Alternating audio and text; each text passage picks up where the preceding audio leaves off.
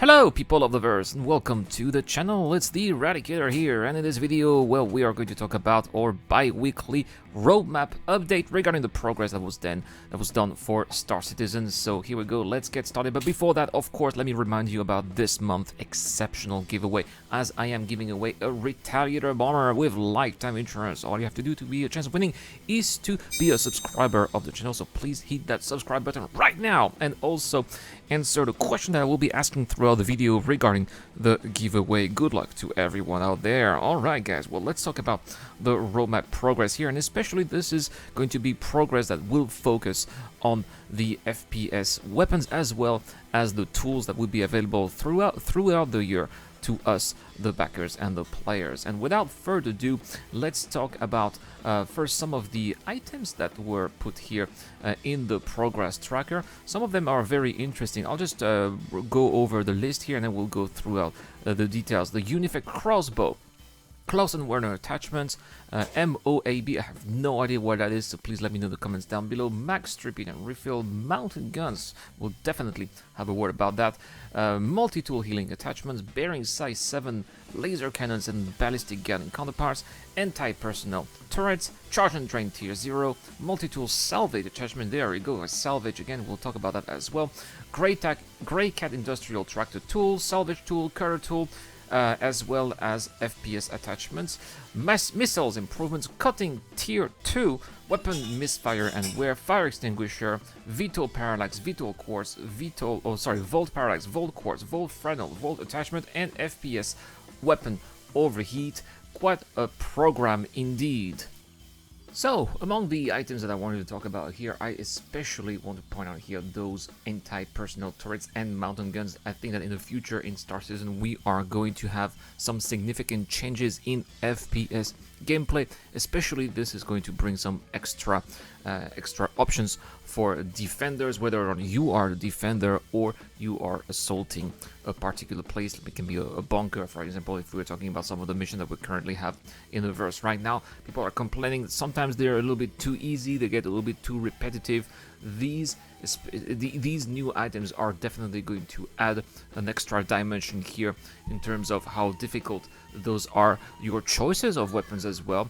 The idea that going into one of those bunkers solo is going to be increasingly difficult, and it will be recommended to go there with a team, a commando maybe, of various people with different types of loadout as well, because you will not be able to equip all kinds of weapons. You will not be able to get shotguns, a grenade launcher, and a submachine gun at the same time. You are going to have several people for several types of specialization, and that is in the end going to add extra depth and complexity to the game, which is something that it definitely needs at this point. Now, the next item here that I would like to bring to your attention are actually two items: FPS weapon overheat as well as charge and drain. This also, in my opinion, is going to considerably change the way FPS gameplay is approached in the game, and is also going to bring more technical elements as well. Right now, as I mentioned before, if you do a little bit of FPS gameplay, you want to go to assault those bunkers, go to security post, kill all the NPCs, or do the 890 jump mission, it can be a little bit too easy, right? In the future, it is going to be definitely more difficult. You are going to have to think twice before engaging some enemies, a group of enemies. Right now you just go, let's say you have 3 NPCs in the same room, you just go charge and unleash all of your magazine on those NPCs, and that's how you win the fight, right? Well, in the future, when you are going to have a weapon overheat as well as charge and drain, you will not be able to do that. You will have to also consider those extra parameters as well, get better maybe at finding cover, finding an escape route if you are being overwhelmed,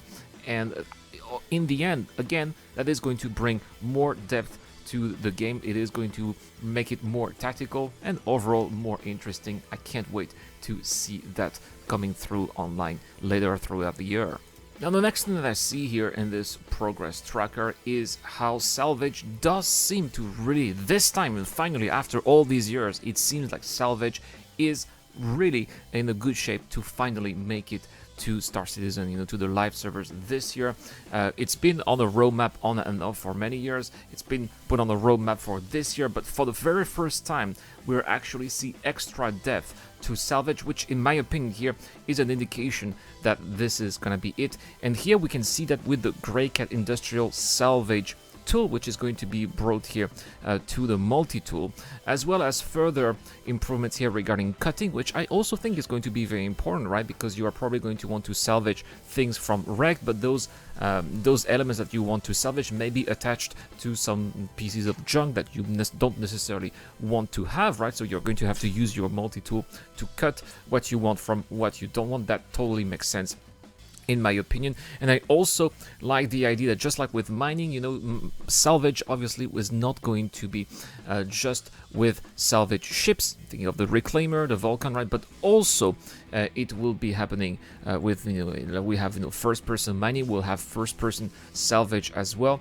This also makes sense, perhaps, for some specialized tiny elements that may be a little bit too subtle for ships to gather, right? Or if you have to go inside a wreck and salvage things inside the wreck before salvaging the outside, that's probably why we would need also first-person salvage. It all makes sense, and I'm glad to see that this is going to be worked on this year.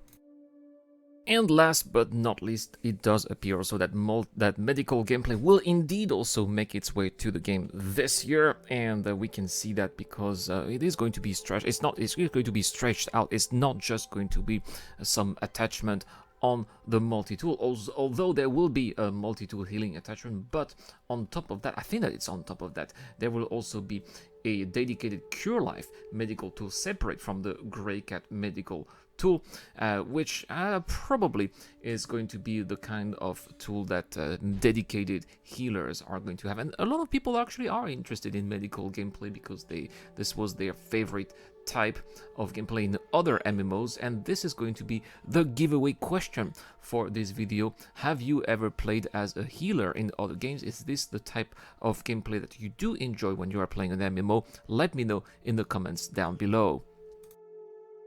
Well, looking at the release view now, and we can see in 3.13, there's actually something very interesting. You see all of those cards here are tentative, but we have our very first one that is committed. You can see it has changed colored. It is blue. That is the Merlin/Constellation docking. We will have some overview of that very soon in Inside Star Citizen. That is also something that I can't wait for. Look at that nice little picture here as well.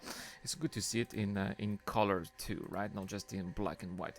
And we also have, when it comes here to weapons and items, let's have a look now at the other branches here. There we go, the multi-tool healing attachment for 3.14 and the Cure Life medical tool, which looks obviously a little bit more different than the multi-tool that we have. 3.15 now is giving us some much bigger guns here. The Bearing Size Saver 7 laser cannons, as well as the ballistic Gatlings. Why is this one coming now? Well, let's have a look at ships and vehicle. What are we having here? We have the Redeemer, but also the Hercules Star Lifter and the Ares Starfighter Iron and Inferno. I believe that those bearing guns are those bespoke dedicated guns here that are going to be especially done here for the Ares and also the Inferno. Now, moving on here, back to 3.16, we have a couple more here. The Fire Extinguisher as well.